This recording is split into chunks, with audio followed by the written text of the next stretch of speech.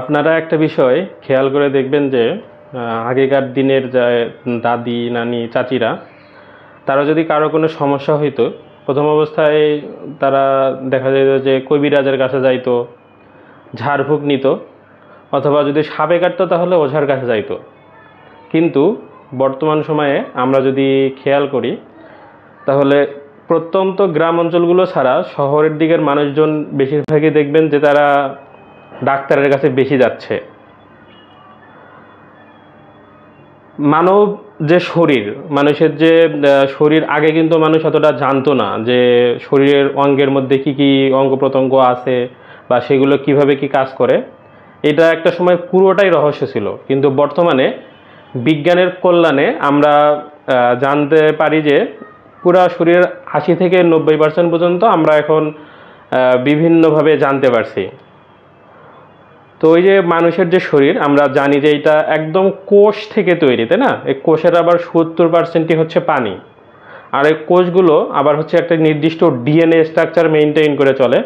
আর এই ডিএনএগুলো আবার হচ্ছে অণু দিয়ে গঠিত, নির্দিষ্ট কিছু অণু, আর অণুগুলো পরমাণু দিয়ে গঠিত। আমরা এই যে একদম সূক্ষ্ম স্তর পর্যন্ত বর্তমানে বিজ্ঞানের কল্যাণে জানতে পারতেছি।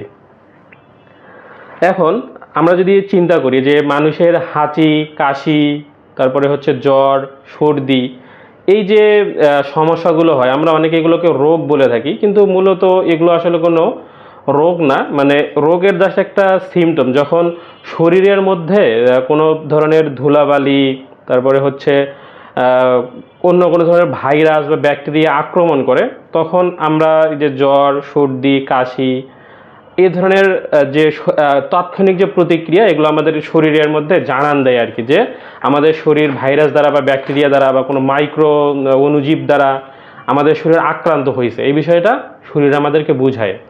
যেমন জ্বরের কথা যদি বলি, শরীরের মধ্যে যদি হঠাৎ করে কোনো অণুজীব বা ভাইরাস বা এমন কিছু অনুপ্রবেশ করে থাকে যেটা শরীরের জন্য ক্ষতিকর, তখন শরীরের অভ্যন্তরে যে প্রক্রিয়া আছে, যে ভাইরাস ব্যাকটেরিয়া যেগুলো আছে উপকারী, বা অন্য অন্য যে ফাংশন আছে, সেখান থেকে শরীরের তাপমাত্রাটাকে বাড়ায় দেওয়া হয়, যাতে বাহির থেকে যে ভাইরাস বা ব্যাকটেরিয়া যেটা শরীরে আক্রমণ করতে যাচ্ছে, এটা যাতে শরীরে বাসা বাঁধতে না পারে। বা তাৎক্ষণিক একটা যে প্রক্রিয়া, এটাকে বলা হয় যে ইমিউন রেসপন্স, মানে তাৎক্ষণিক যে প্রক্রিয়া, এটা হচ্ছে শরীর জ্বরের মাধ্যমে সেটাকে প্রকাশ করে।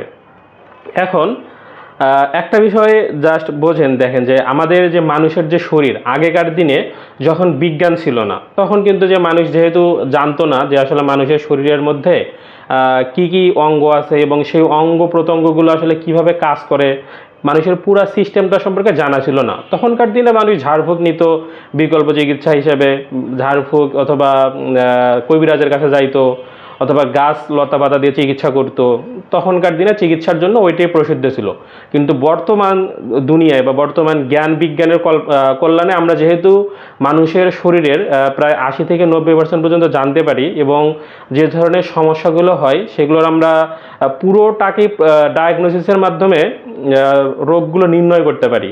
যেমন আমরা যখনই ডাক্তারের কাছে যাই, ডাক্তার বিভিন্ন ধরনের টেস্ট দেয়, যে রক্ত টেস্ট, ইউরিন টেস্ট, তারপরে হচ্ছে টিস্যু ম্যাচ করে, অথবা হার্টের যদি কোনো সমস্যা থাকে সেখানে ইসিজি করা হয়, ইকো করা হয়, টিই করা হয়। এই যে বিভিন্ন ধরনের টেস্ট যেগুলো দেয়, ওগুলোর মাধ্যমে হার্টের কন্ডিশন দেখা হয়। তারপরে হচ্ছে কিডনিতে কোনো পাথর আছে কিনা তার জন্য আলট্রাসাউন্ড ব্যবহার করা হয়।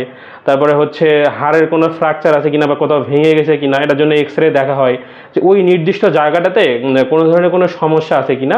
এটা জাস্ট দেখার জন্য বিভিন্ন ধরনের ডায়াগনোসিস প্রসেসগুলো ব্যবহার করা হয়, এবং তার উপর ভিত্তি করে ডাক্তার চিকিৎসা প্রদান করে থাকে যে কোন ধরনের সমস্যাগুলো শরীরের মধ্যে বাসা বাঁধছে এবং ওই রোগের জন্য কি ধরনের চিকিৎসাগুলো দেওয়া যায়।